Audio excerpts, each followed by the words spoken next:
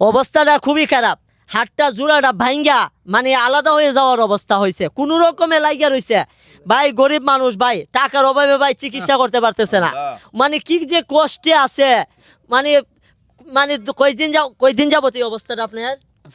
20-22 দিন হয়ে গেছে। আজকে 20 দিন যাবত এইভাবে পইরা রয়েছে ভাই। আইসা দেহে ভাই মানে রশি দিয়া বাইদার রাখছে। এই বর্তমান যুগে প্লাস্টারের যুগ, এখানে কি রশি দিয়ে বাঁধা যায়?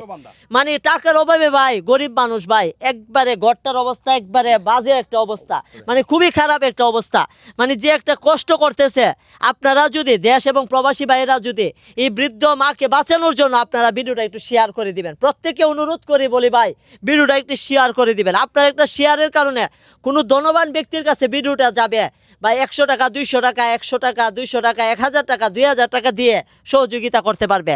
খুবই গরিব মানুষ ভাই, টাকার অভাবে চিকিৎসা করতে পারতেছে না। 20-22 দিন যাবত এই অবস্থা পড়ে রয়েছে, 20-22 দিন হয়ে গেছে ভাই, এখন মানে ডাক্তারের কাছেও যাইতে পারে না।